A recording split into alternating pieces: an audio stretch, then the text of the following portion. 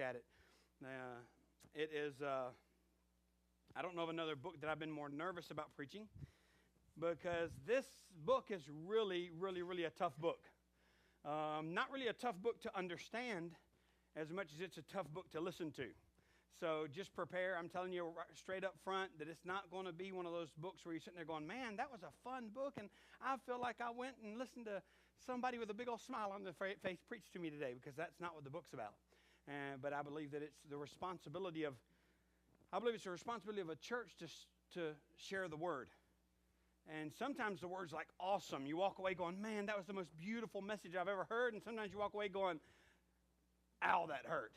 And I believe today will probably be a little bit one of that one. But I encourage you to listen to it with an open heart and think about what God is saying here in this book. So we're in the book of Haggai, and the last 3 books of the Old Testament are written to those that have returned to Jerusalem. We've talked about that in the past. They've returned to Jerusalem. If I were naming the book, I would name it what God repeats quite a few times in the book.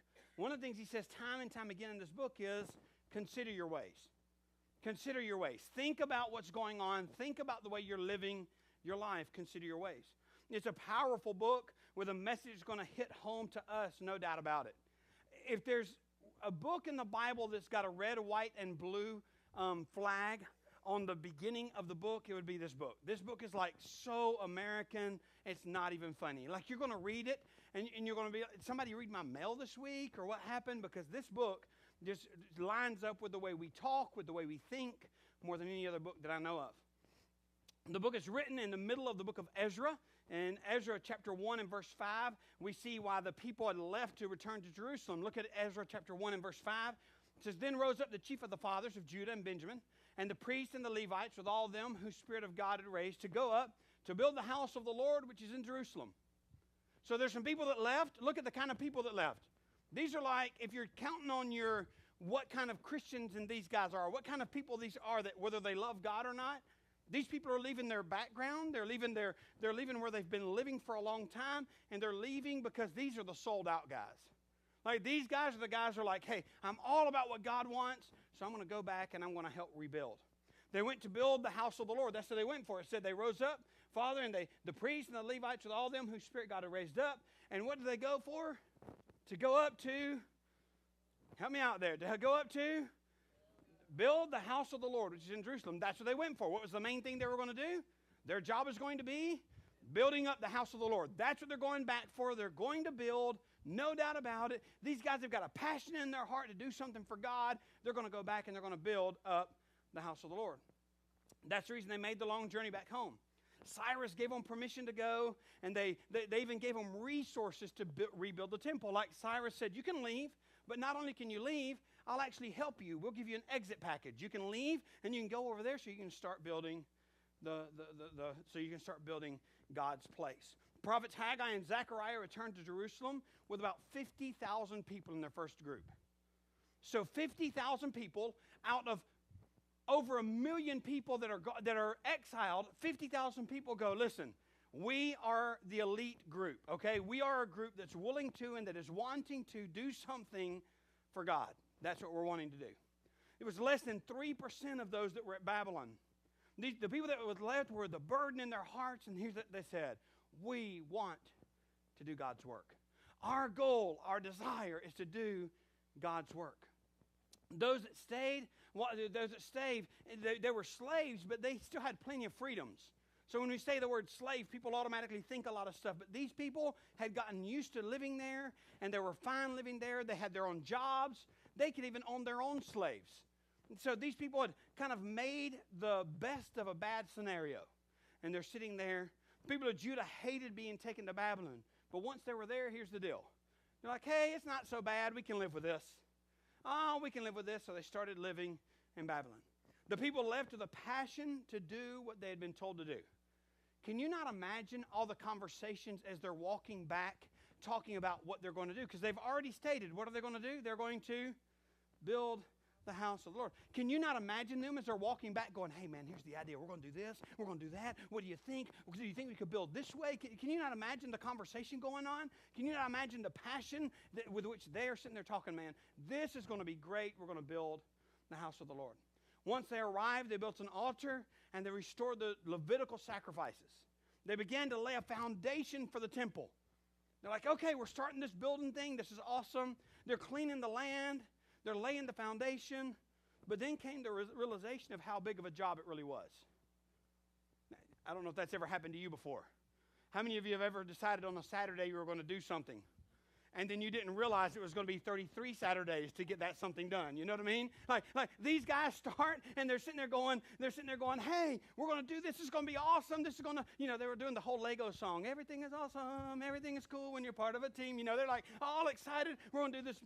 There you go. Thank you, Andrew. He's just chiming in there, singing with me. And so they're just sitting there, man. Everything is great. And then all of a sudden, they're like, man, a lot of work to do. I'm not sure I want to do all that. Has that ever happened to you guys? Have you ever quit halfway because you're like, okay, it's just not going to work? That's where these guys are at. And also, the surrounding people stalled the project. The temple foundation has been sitting there, and it's been sitting there, just the foundation, for 18 years. Reminds you of some of your projects, doesn't it? You're like, I'm not old enough yet. No, don't worry. 10 more years and you'll be there. The same project will be there. Oh, I promise you, this is what I'm going to do with this baby. I promise you, no need to nag me. I promise you can ask me once every year, and I'll tell you that I'll do it later. And 20 years down the road, that's exactly what's going on here. They've not gotten it done. 18 years it's just been sitting.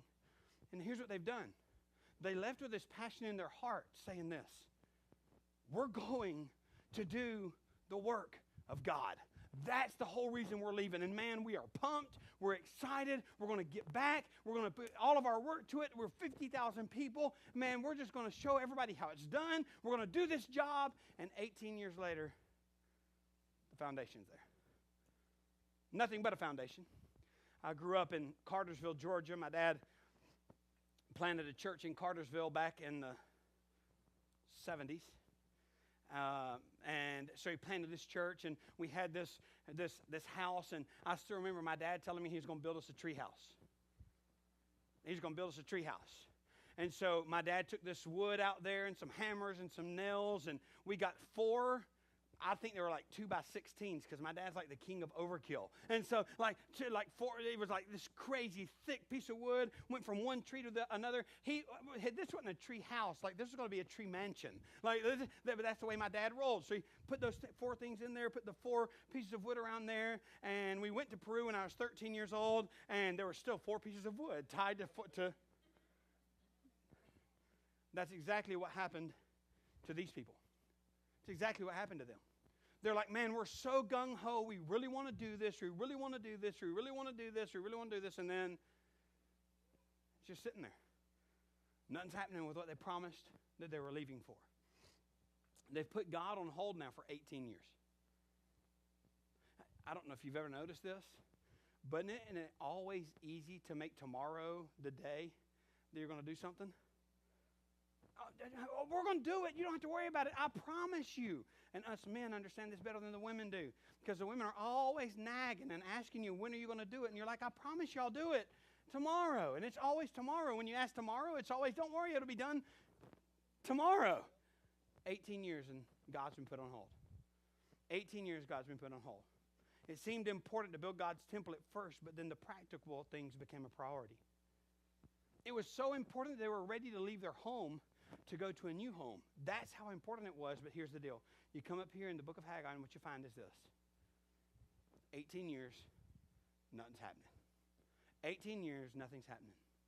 These people needed houses to live in. They needed some shopping malls and laundromats and strip malls to go to. So they were like, hey, we're going to hold off and build our lives first before we build God's house. That's what they had decided. What they had decided was this. We need our stuff. We do it here in America too.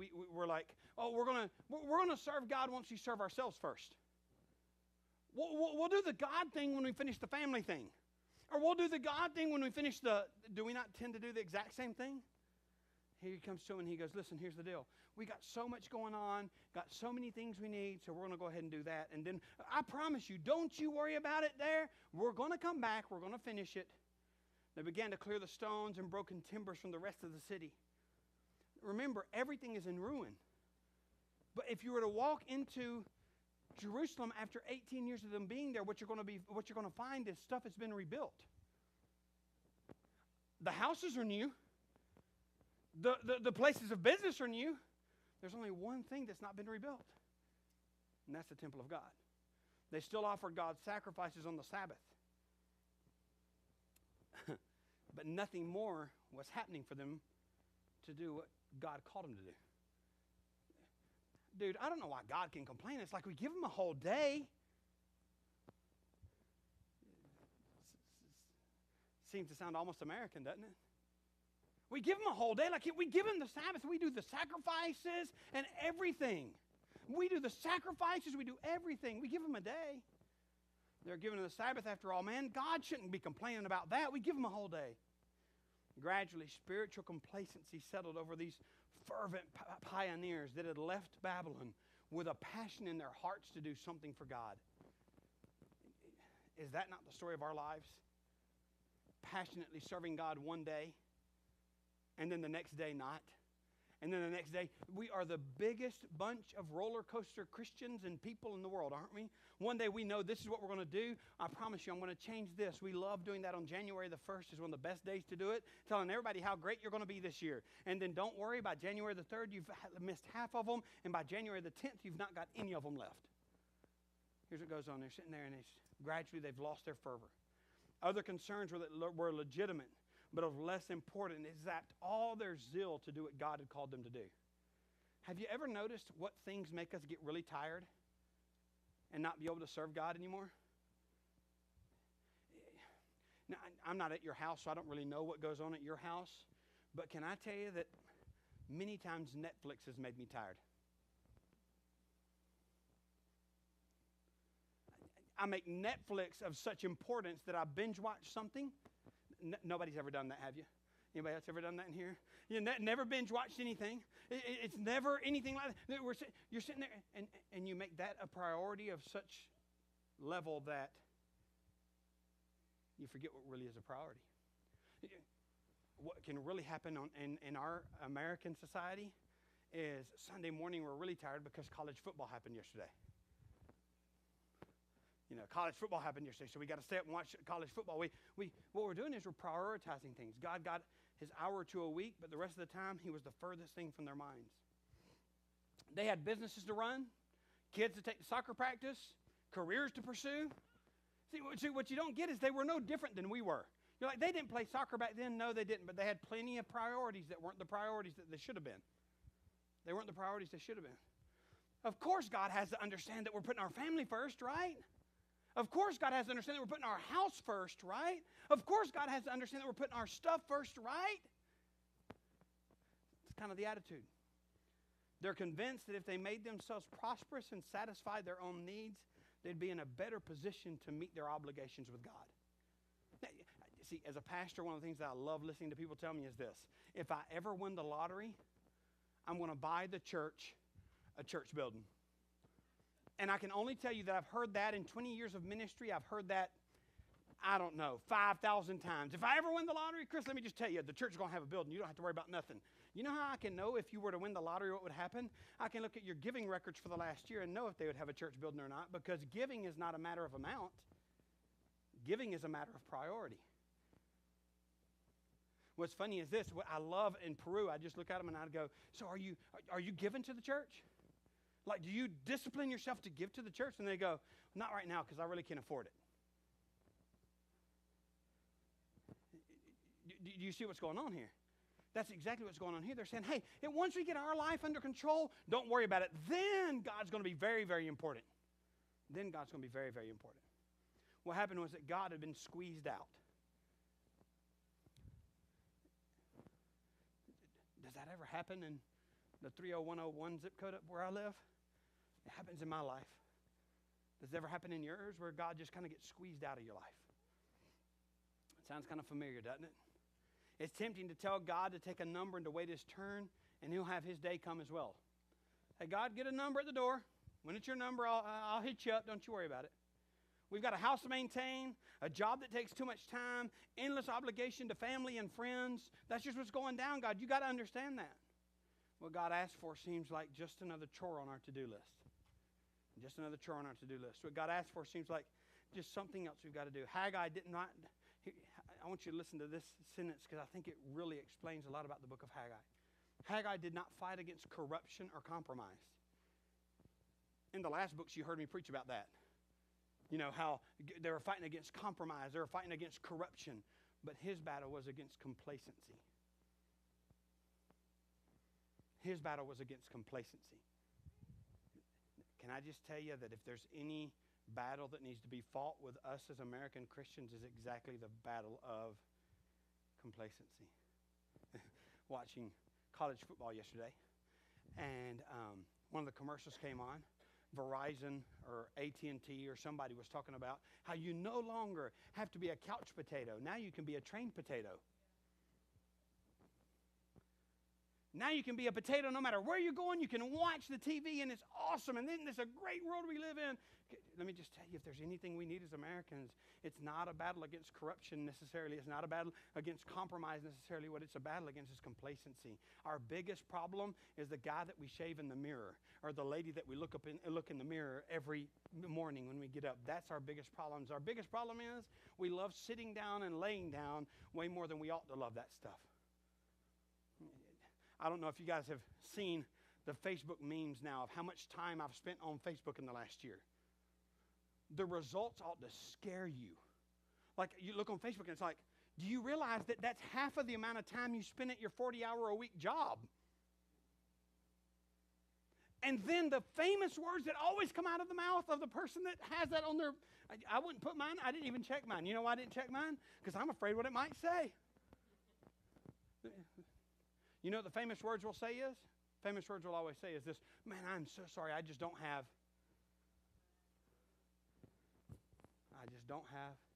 time. The people have been sidetracked. They were concentrated on themselves. They were building their own homes. But the problem wasn't the building of the homes. They were building their own homes while neglecting their God. They're building their own homes while they're neglecting their God and their God's work. Haggai was the prophet of priorities. You can really tell a lot about a person by what his priorities are. You can really tell a lot about a person with what his priorities are. He rebuked procrastinators. The book of Haggai is separated into 4 different messages. The first message is found in Haggai chapter 1, verse 1 through 15. And by the time the first message is preached, the Jews have been without a temple. Now for 66 years they've not had a temple. An entire generation of Jews have learned to live without a temple that they were supposed to have. In this first message, Haggai starts speaking very logically to them. Look with me at Haggai chapter 1 and verse 2. Haggai chapter 1 and verse 2, it says, "Thus speaketh the Lord of hosts, saying, this people say, the time has not come, the time that the Lord's house should be built." You know, everything's got a time. It's not like it's just not time yet to do the whole God thing. I thought in Ezra they said that they left so that they could build the house of the Lord. But when they get there, then all of a sudden they start saying stuff like, well, it's just not time right now. By the way, have you ever noticed how single people are sure that when they get married, they'll serve God more time? Have you ever noticed it? Have you noticed this? Have you noticed that when you're married, here's what you think. Well, when we have kids, it'll anchor us down. And that'll help us to be serving God more. And then you have kids, and you're like, well, once my kids get a certain age, then it's all going to be cool. All I know is that age isn't 4 yet because Joshua's 4. And that's not the age of it. No, well, you know what? When my kids are, actually teenagers, maybe at that point we can really serve God. You know what? When my kids leave the house, then I'll really have all my time to dedicate to God. We don't have to worry about that at all. My life will be dedicated to God at that point, and then along come grandkids. And you're like, I'm going to teach my grandkids how to serve God, no doubt about it. But have you noticed how, when it ends? It ends in this thing we call death, where we've always got an excuse that sounds exactly like Haggai chapter 1 and verse 2. The time's not come. It's just not time right now. There'll be easier times. There'll be better times. The time's not now. This is what you say. Now, but be careful when you say it, because I want you to hear what God says back to this. Okay? Could we not all identify with verse 2? How about putting verse 2 back up? Can we not all identify with this verse? Hey, verse 2, he says, the time has not come. Can we not all identify with that? Is there anybody in here that has so much time left over they don't know what to do with their time? Anybody in here? I'd love to take some from you if you do. It's not time yet, God. The time that Lord's house should be built. That's what they say. Now be careful when you say that, because if it's a two-way conversation, you might get God's answer back. Look at verse 3. Here's what he says back. Then came the word of the Lord by Haggai the prophet, saying, verse 4. Okay, brace for impact. Is it time for you, O ye, to dwell in your sealed houses? Remember, all I got is a foundation laid out there, but you got these really nice houses now. These sealed houses, and this high house lie waste. You want to really talk about time? Is it really time? Do you really want to ask if it's time? Because the truth of the matter is, you're living in your house. It's really beautiful. Your house looks awesome. Your house could go in better homes and gardens. Like, your house is amazing, immaculate, awesome. Do you really say you don't have time and you don't have money and you don't have what it takes to do what I've called you to do? Is it time to dwell in your house while I don't have one? That hurts. That hurts. By the way, the time that we don't have to dedicate to God is the God that has given us the time that we should dedicate. Have you ever thought about that? Do you realize that the time that you don't have for God, like you fit him into your schedule because, he's this little tiny thing that when he fits, he fits, and when he doesn't fit, he doesn't fit? That same God, he's the same God that gave you the time. He's the same God that gave you every single second you have was given by him. And so Haggai is the prophet of priorities. He's the prophet of priorities. He's driving his message home by saying, you've lived in a new house for 18 years. Don't you think it might be time to build me one? The book of Haggai reminds me of Peruvians, because the favorite word in Peru is mañana. You go, so I know you're not going to believe this, but when I was a young person, I was driving, I had a wreck. And I had a wreck in Peru, took the top of the car and just crumpled it in. It wasn't bad, if you ask me. If you ask my dad, he wouldn't agree, but hey, who cares? So we're sitting there. It really wasn't that big of a deal. It was just the hood and the fenders a little bit. And in Peru, it's a lot different than here, because in Peru, they grab that hood, they grab a hammer, and they go cling, cling, cling, cling, cling, cling, cling, and they hammer it out. So I go to the guy, and I'm like, hey, dude, here's the deal. My dad's going to kill me. When do you think you might be able to have it done? He was a friend of mine, so I actually knocked on his door at 9 p.m. He's like, I can have it done in 3 days. So I told my dad, I was like, Dad, I think the carburetor messed up. It's at the mechanics. The carburetor was messing up, and, he was a mechanic, you could say. So, I was trying my hardest to get around it. And 3 days later, I go, and I'm like, hey, dude, is the thing fixed? He goes, oh, no. Here's what I love saying in Peru. Ahorita nomás. Right now in a minute. It'll be ready right now in a minute. Don't you worry about it. Right now in a minute, it'll be done. 3 weeks later, my dad knows all about it. I got tore up in ways that you cannot even imagine, because I had lied to my dad. That's what Haggai's doing. Hey, God, don't wait. Ahorita nomás. Here in just a second, I'll do it for you, God. Don't you worry about it. One day I'll serve you. One day I'll be able. One day I'll have more time. One day things will iron out. They never do. They didn't say no. They never told God no. What they said to God was this: not now. It's not no, God. It's a not now. Delay in doing what God commands is really disobedience. I tell my kids, hey, son, go do this. And for me, if they're not moving after I get through saying it, I'm like, dude, why are you disobeying me? Like, when I say take the trash out, it doesn't mean in 3 years. It doesn't mean in 3 days. It doesn't mean in 3 hours. It does not even mean in 3 minutes. It means it's time to take the garbage out. We have this beautiful thing called pause on the TV if you're watching it, but get your tail out and do what I told you to do. With God, they said, no, God, I'm not saying no. All I'm saying to you, God, is not now. Now's not the time, God. Slow obedience is no obedience. Read what he says in Haggai chapter 1 and verse 5. And this is where you get the title of the what I said I would name the message. Now, therefore, thus saith the Lord of hosts. Help me out those last 3 words. Consider your ways. Let's do it again. Consider your ways. One more time. Consider your ways. What God says is this. Oh, you don't have time, you don't have money, you can't build me a house, there's just no way, you're living in a sealed house. Do you not think it might be time to consider your ways? Consider your ways. Think about it. Think about what you're saying. Think about what you're doing. Don't you see something wrong with this picture here? Haggai chapter 1, verse 6 and 7. Look at it. The Bible says, verse 6, you have sown much. Now, but let me just tell you something, guys. This right here, if this isn't America, I don't know what is. He says, you've sown much. You've made a lot of money. You've sown much, and you bring in, help me out. You bring in, does that sound familiar at all? You know, when you said if you made this much, everything would be good if you made that much. And all of a sudden, you're making more than that much, and guess what? It still seems like little. It's nothing. Man, if I make $50,000 a year, I'll be the best. Man, I'll have no problems at all. But you make $50,000 a year, and you're like, man, I bring in so much, but it seems like so. Oh, and I make 70.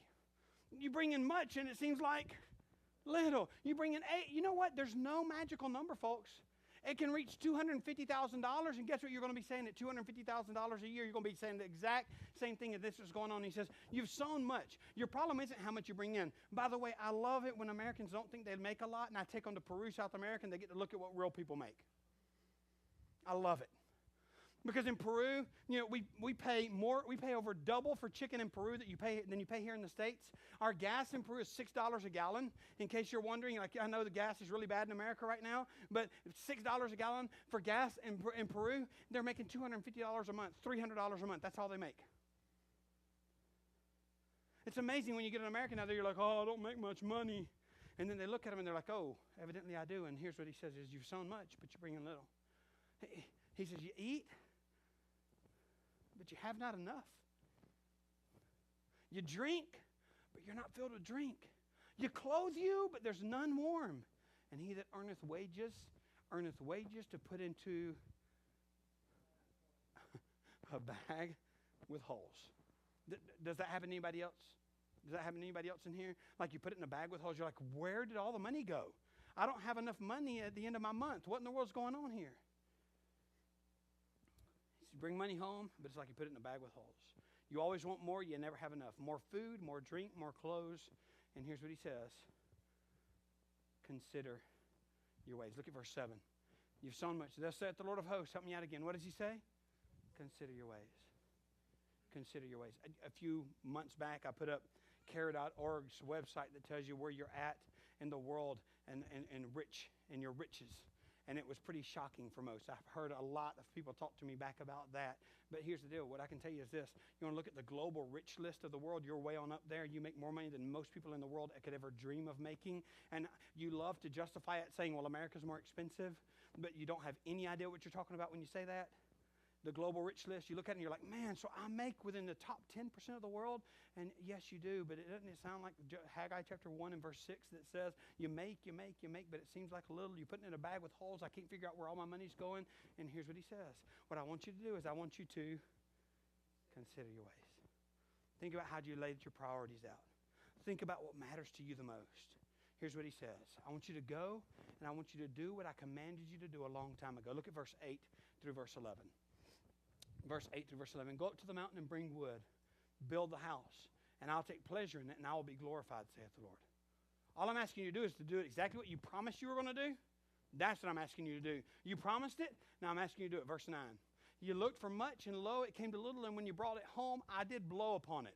Why, saith the Lord of hosts? Because of mine house that is waste, and you run every man unto his own house. He said, verse 10, therefore the heaven over you has stayed from the dew, the earth has stayed from her fruit. Verse 11, and I called for a drought upon the land and upon the mountains and upon the corn and upon the new wine and upon the oil and upon that which the ground bringeth forth and upon men and upon cattle and upon the labor of the hands. What he's saying is this. Do you know why your money doesn't seem like it's quite enough? Do you understand why it's not quite enough? God says, because I made it happen that way. Because you're not considering your ways. You're not considering your ways. He says, you've got all this money, but you got to consider your ways. He says, I blow upon it. He says, oh, I got all this money. You're sitting there counting it. God goes, whew.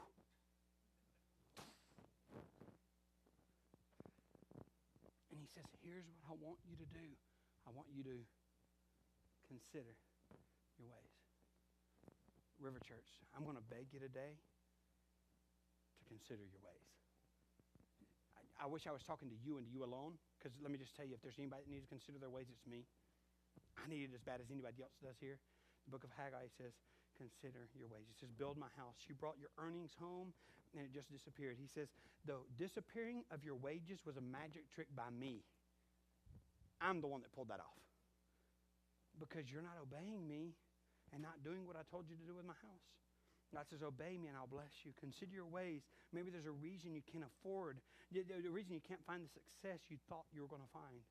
God says, I'll keep punching holes in your purses until you get your priorities right. Don't you worry about it. Oh, I got a bag with no holes in it now. And God goes, really? Thump. It's got holes in it all of a sudden. What do you think about that? Because your priorities aren't right. He spoke at a time when people wanted to do less, not more. Haggai looked busy. Haggai looked busy people right in the eye and said, give careful thought to the priorities in your life. The book challenges us to evaluate our lives in the light of God's direction and biblical promises. These people worked hard, but they never seemed to get ahead. It wasn't a working problem. They never seemed to get ahead. Does that sound familiar at all? Sound familiar at all? Yeah, doesn't it? What they didn't realize was there was God blowing away the bank account. Say, well, God never do that. I know there's some preachers that are getting Lear jets out of preaching. Well, not me yet, but some people I know are doing that kind of stuff. They're making tons of money. And if you're really good, God goes, let me just tell you something. I'm taking the money that you make. He's telling them, I'm taking everything you make, and I'm just going, what do you think now? And guess what number would have been good for them? There's no number. You know why? Because their priorities weren't right. Just think about what's going on here and let it seep into our country. Let it seep into our state. Let it seep into our county. And let it seep into the people into this room where God's saying this. Consider your ways. Second message is in Haggai chapter 2, verse 1 through 9. In the second message, we find the people discussing the glory of the temple. It seems like Haggai must have been an old man because he speaks of the glory of the old temple. He's probably 70 years old by now. The community was a poor and struggling people with limited economic resources, so it was discouraging when they compared it to Solomon's temple. And it would make them feel like they should just give up. Look at Haggai chapter 2 and verse 3. This is verse 3. Who's left among you that saw this house in her first glory, and how do you see it now? Is not with your eyes in comparison as if it was nothing? This temple's never going to be as good as the other temple. But here's what the Lord says. I love how the Lord encourages them. He says, don't worry about building it. You build it. Verse 4, the Bible says, yet now be strong, O Zerubbabel, saith the Lord. Be strong, O Joshua. All you people of the land, saith the Lord, for I am with you, saith the Lord of hosts. What God is saying to him here is this. The building is never going to be as cool as the last building that was built, but there's going to be one major difference here. I'm going to be here. You know what makes this place beautiful? What makes this place beautiful isn't gold, it isn't silver, it isn't beauty that the hands have made, that human hands have made. What's going to make this place beautiful is that I'm going to be with you. If you understand that I am with you, be strong, I'm with you. He says, look at Haggai chapter 2 and verse 8. I love this right here, verse 8. He says, the silver is mine, the gold is mine, saith the Lord of hosts. You worried about silver? You're worried about gold? I promise you, silver and gold aren't near as impressive as you think they are. Gold and heaven is nothing but asphalt. Why in the world are you filling my temple up with asphalt? That's not what makes it pretty. What makes it pretty is this. I'm going to be with you. That's what makes this place amazing. He follows it up into Haggai chapter 2 and verse 9. He says, the glory of this latter house shall be greater than the former, saith the Lord of the hosts. And in this place will I give peace, saith the Lord of hosts. He says it's going to be different because of my presence. Third message you find in Haggai chapter 2, verse 10 through 19. In the third message, he's going to echo the original message that's going to be delivered. And he says again for his people to be considering their ways in two verses, in verse 15 and in verse 18.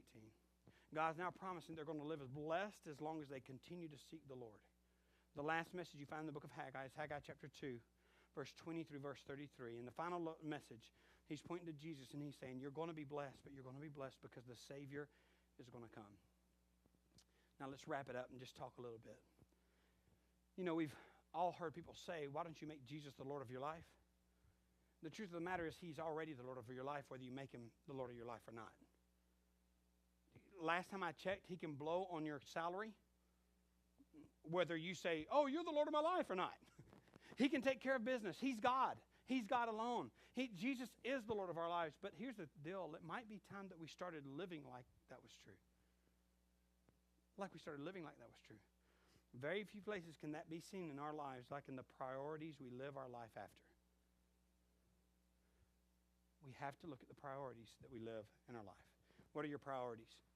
Now, I know when I ask you what your priorities are, you're sitting there going, Chris, tell me how to find out what my priorities are. So guess what? I'm going to answer that for you today. I know that's not what you're asking. And I told you it's going to be rough, so here it goes.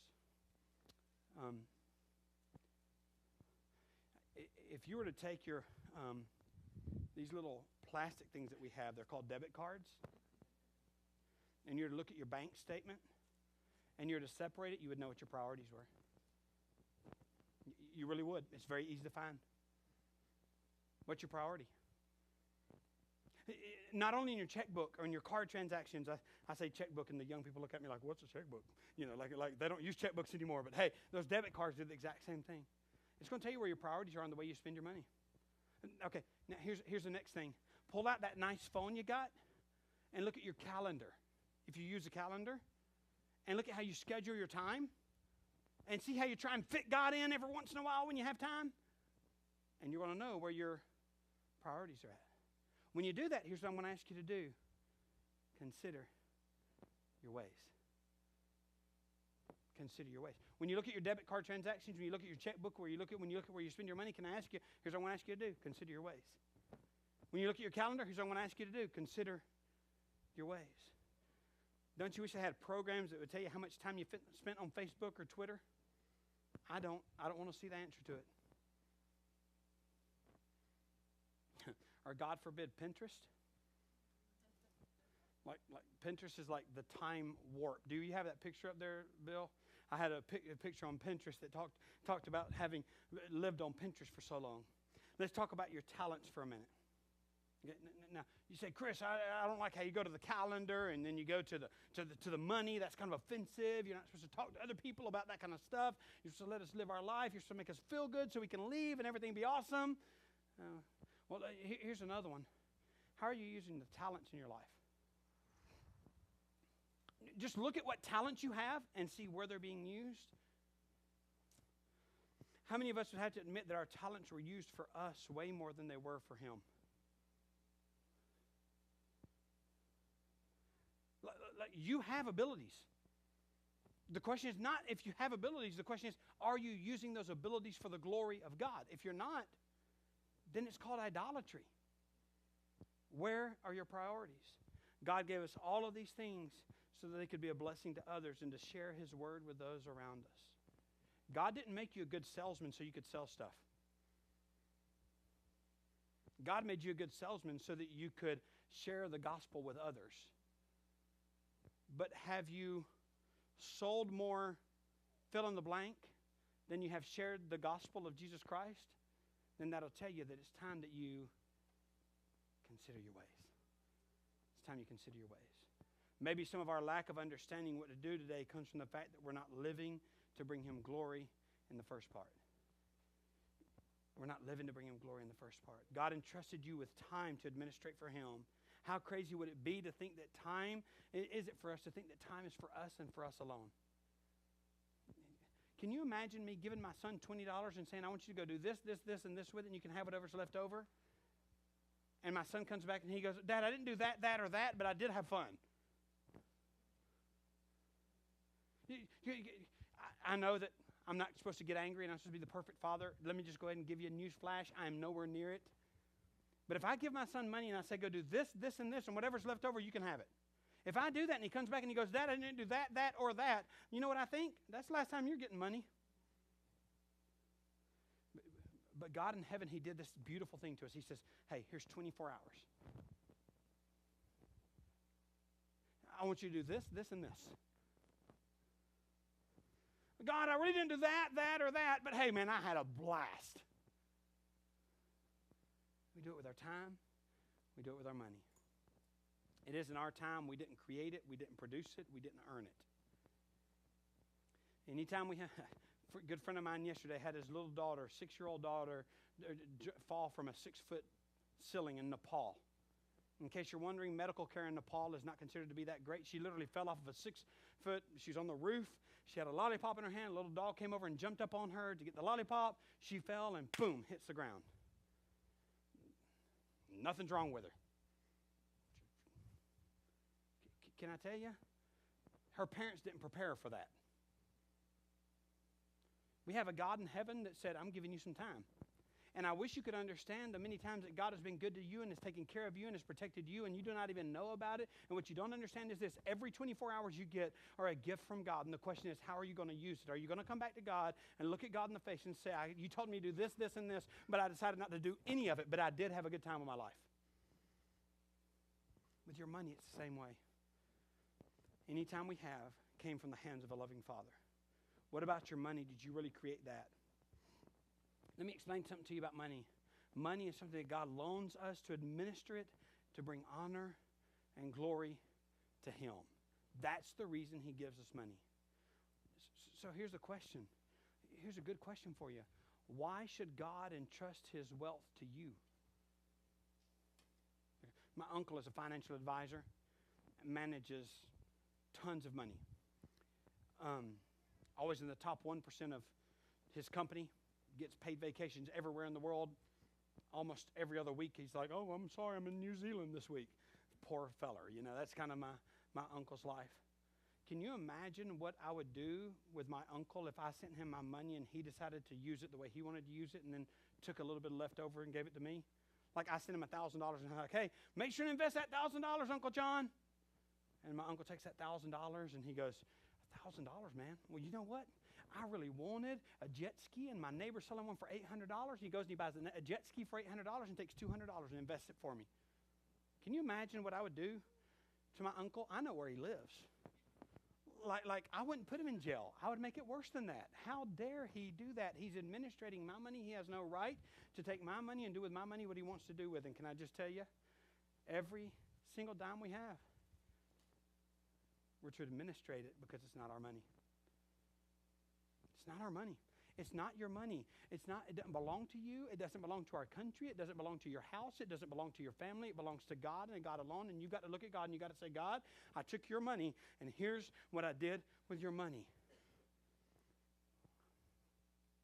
Do you even complain about the amount of money that He gave you when you have to give some back to Him? Funny, isn't it? Hey, we're going to pass out the offering plates today. Oh, guess I better put something in there. How much percentage did He give to you in the first place? 100%. What are we going to do with what He gives back to us? What if God gave you what He gave you so you could be a blessing to others, but instead you've become the dead end for all the wealth that God has given you? You go to Israel and you find this place called the Dead Sea. You can lay on top of the water and not even try and float, and you'll float because it's so thick. You know what happens? It comes in, and then the natural process takes the water out, and it evaporates. And what you'll find is this: you see, as you go away from the Dead Sea, and you go, the canals where the water flows through are green and beautiful and amazing. And then you hit the Dead Sea, and guess what it looks like all around it? It looks dead. Can I tell you what God gives you? He gives you so that you can be a blessing to others, so that you can be a blessing to those that surround you. As He gives it to you, let me just tell you, you look at a life that gives, and what you're going to find is it's green all around it. It's green all around it. It's amazing. Look at, man, isn't that awesome? And then you find other lives that look just like the Dead Sea. Consider your ways. Our generosity is measured not in how much we give, but in how much we keep and what we're keeping it for. Our generosity is not measured in how much you give. Your generosity is measured in how much you keep. And what are you keeping it for? Because here's the deal. Last time I checked, U-Haul doesn't rent out little things to go behind hearses. Because you're going to die, and guess what's going to happen? Everything that you built up that was so important to you, all of a sudden doesn't matter anymore. Sad thing about wealth today is that we have this idea that we have it tamed and we can keep it as a domestic pet to use it in our house without any danger. But let me just tell you something. Your money, your finances, all that stuff, your desires, it's not a domestic pet. So a quick question for you today is this: how important is your material comfort to you? Would you be willing to give it up for the sake of the gospel? Would you be willing to give out your comfort for the sake of the gospel? Have you made an idol of your material comfort? How would you know if you made an comfort your personal idol? The same question Haggai asked the people of Jerusalem is a question we need to answer ourselves. Are we building our own house and allowing God's house to go neglected? Have we noticed how easy it is that God gets squeezed out of our schedule? Have we noticed that the easiest money that changes direction, this is probably going to offend you. So prepare to be offended. Because as soon as we pray, I'm running out the door. I told Seth, I was like, Seth and Jeff, I was like, pray for me, dude, because I really have no desire to preach this message. Have you ever noticed that when it comes down to it and you're in a crunch, the easiest money to reallocate? Have you ever noticed that? It's like, I was going to give to church, but it doesn't matter. Have you ever noticed how that goes down? It might be time we consider our ways. Have we noticed that the easiest times to move things around is our time when we gather for worship? I promise I'm running after I get through preaching this message. I can't do it Monday. I'm sorry, I'm working. Sorry, Tuesday won't work either. Oh man, of course Sunday will work. I only go to church on Sunday when the sun's shining, the creek doesn't rise, and I feel good, and I'm not too tired from staying home and binge watching TV the night before. And if everything lines up perfectly, I'll go to church. But yeah, we can change that time. Not a big deal. Don't worry about it. Have you ever noticed that that's really the reality of the way we live our lives? It might be time that we can, help me out, that we what? Consider our ways. My dad always told me, he said, son, here's when you're more than welcome to miss church if you would miss your job for the same reason. I'm sick. I don't know if I can get out. Monday, alarm goes off. It goes, oh, I'm sick. I've got to go to work. Maybe it's time that we consider our ways. Have you ever noticed that no matter how busy you get, you still have time to eat, and how easily you move your personal time with God away? It might be time that we consider our ways. How long has it been since you've seriously made it a priority to spend time in His Word and time in prayer? It might be time that we consider our ways. Sad thing is that we don't even put resistance up on these things. We're all investing in something, but the question is, are your investments sound? What are you investing in, and is it going to give the returns that you're hoping for? As God tells them in Jerusalem, it's something we need to hear time and time again as well. It's time that we consider our ways. Now, I want you to think about what your life would look like if you really got exactly what you want. You know, we all have dreams of what we want. My wife and I have a house design now. We put an offer in on a piece of property, and hopefully going to get a piece of property soon. And, you know, you got all these dreams of how cool everything will be when. But what would your life look like if everything that you dream about came to pass? Would it be the nice white picket fence that would make Norman Rockwell froth at the mouth? Think about it. Picture in your mind for a second what perfection looks like to you and how great everything would be if things would go down that way. And then the question is this: how big is God in that picture perfect thing that you created in your mind? Scary question, isn't it? How did the local body of believers play into your dreams? Is He at the center of your desires? Let me just tell you, as a pastor, it's not a comfortable thing to preach about what I'm preaching about today. I promise you, as soon as I'm done, Seth and Bill, they call me. They're like, uh-oh, you must think that everybody's mad at you. Because if you notice that I'm never around right after a mean message happens, and the reason is because if I pray and I'm going to jet out that door as soon as I can because I'm uncomfortable saying these things. I don't want to say these things. I don't like saying these things. Like, hey, Chris, don't you want to become a pastor so you can tell people these kind of things? No, not. That's not the reason I want to become a pastor at all. It's my responsibility not to say what I want to say. My responsibility to say exactly what was. And here's the deal. If you say, Chris, how do you know if a message is too mean? Here's the way I would know if a message is too mean and if it's not done right. Here's the way I would know. Justin, my question is, the people that were listening to Haggai in his days, would they have felt more uncomfortable than we feel here? If they would have, then I'm not doing anything with the Word of God that I shouldn't do. Because let me tell you, when he was talking to them, very uncomfortable. It was very uncomfortable. Can I just say the things that bother us the most in the proclaiming of the Word? You know how these kind of messages kind of irk you a little bit? You know, you're like, is he almost done? Those usually tend to be the ones that we really needed. The ones that you're sitting there going, man, this is awesome stuff. I've never seen that before. Who cares what you've seen before? It's supposed to be something that's making us grow in the way we walk. Sign of a good church is one that preaches what he says and prays that the people will listen as they should. And that they'll turn and they'll say, God, I heard the message this morning and it was straight from your word, and I want to tell you, Lord, I'm wanting to consider my ways. I want to consider my ways. So I'm going to ask you today to go home and consider your ways. Go home and ask God to how our priorities are totally out of whack. Let's ask him to help us to pursue him and to tell others about him. We have two ways to walk away from a message like this. We can walk away from the message and find an easier place where they don't preach like this. Because let me just tell you, they're a dime a dozen. They call themselves churches, and they're a dime a dozen. You can find plenty of them around here. But let me just tell you, it's not really often when you find a place where it says, we're going to say what the Word of God says.